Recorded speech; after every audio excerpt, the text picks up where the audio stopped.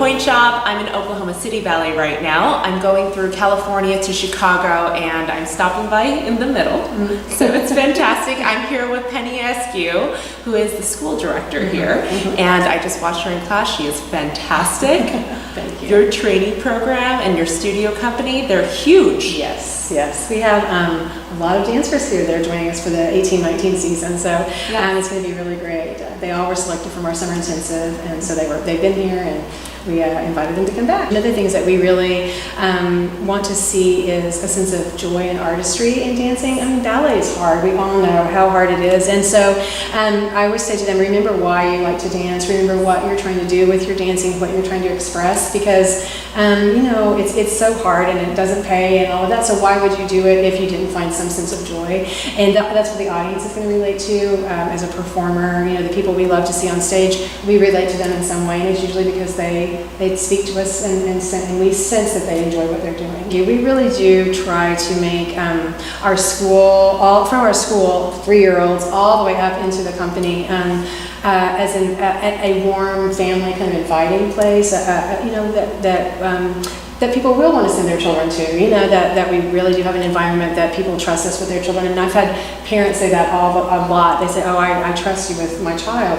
And I feel like I put together a really good staff through the school that I do think is going to be great with the kids, and parents are always seem to be very, very happy with that. And we just, we really do want the kids. I always say to my teachers, we're training dancers, but we're also training human beings. And so it's important for us to be real and genuine and to love them as we're teaching them this really hard thing. Tell us how you got here. It's kind of I mean, I grew up in Clinton, Oklahoma, which is about 90 miles west of Oklahoma City. It's a very, very small town, about 10,000 people. But I grew up there, and I was lucky enough that we had a really lovely ballet teacher there. And at the time I wanted to dance, you know, of course I was really obsessed with it and wanted to dance. And so that was really great, good training. And I went away to summer intensives. I went to Ballet West and to Pennsylvania Ballet and did a lot of that. But then it was mid-80s, I didn't have the skinniest, I mean, I was skinny, but even at my skinniest, people wanted me to look a little different because I always had legs. And that was getting frustrating because I was like, no matter, they would always say, we love your dancing, can you lose 5 more pounds, can you lose 5 more pounds? And that got a little bit rough, and I was, you know, of course, because I wasn't eating, was injured quite a bit. And at some point through that whole process, you know, after my senior year in high school, and I went to Pennsylvania, and we love you, please lose weight. And I came back and I was just like, everything hurt, and I was so discouraged that I was like, I can't do this.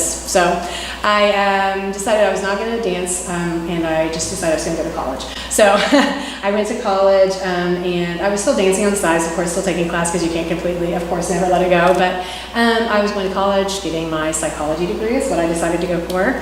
And I was a year out from getting my degree, and I was already looking at grad schools and thinking I was going to go ahead and get my doctorate or something.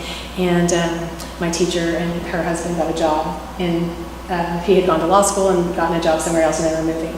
And she said, I don't want to close everything down. Would you be interested in taking over? And of course, at that point, my brain was already in another direction, so I was like, I don't know, would I? And I had to think about it for a while, talk to my family, and then one of my really good friends said to me, I think you should do it because it's your first love. And if you don't like it, then you can stop doing it. But if you do like it, you know, there you are. And I thought, wow, that's it, because, you know, I can, that is a choice I can make. I can make this choice, and if I don't like it, I can leave it. But you're right, it was my first love. So I bought a ballet studio at age 20. So anyway, I taught in Clinton, Oklahoma for 25 years and grew a lot of kids, and we belonged to RDA, and we did festivals, and I found out I loved teaching, I found out I loved choreographing. One of my kids ended up here at Oklahoma City Ballet, and I also knew Robert from RDA and things like that. Our paths had crossed a little bit, and then just kind of randomly in 2015, he sent me a message on Facebook and said, hey, I want to talk to you. And I was like, okay. And I came over and had a meeting with him, and we were talking about school to school, and he was looking for a school director. And I really at first kind of thought he was just picking my brain about the things he wanted. You know, he had a vision for the school. He wanted to see the children, you know, us being able to train the children to grow up into the company if that was their goal, and things like that. And he was sort of talking to me about different things. And then at the end, somewhere in the conversation, he goes, just to be clear, I'm offering you a job. And I was like, oh. one of our fitters, Natalie Masura, is in your company now. Yes, so yes. I've kind of been hearing all of the insider scoop on Oklahoma City Ballet, and she's just so happy, and she so feels like she's being taken care of, which sometimes, you know, it may not happen all the time.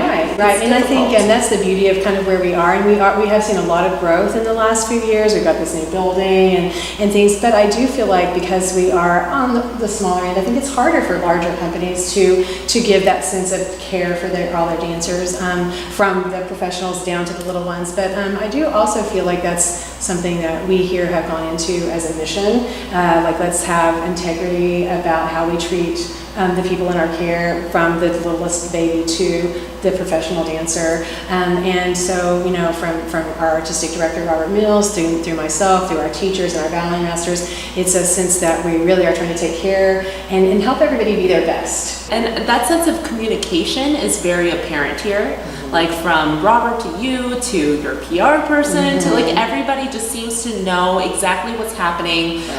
It's communicated very clearly to the dancers, so they know exactly what to expect. Yes. It's really done very well from the top all the way to the bottom. Thank you. That is something also that we have tried to make sure that happens. I think, again, it's a function of us being very small for as much as growth as that we've had.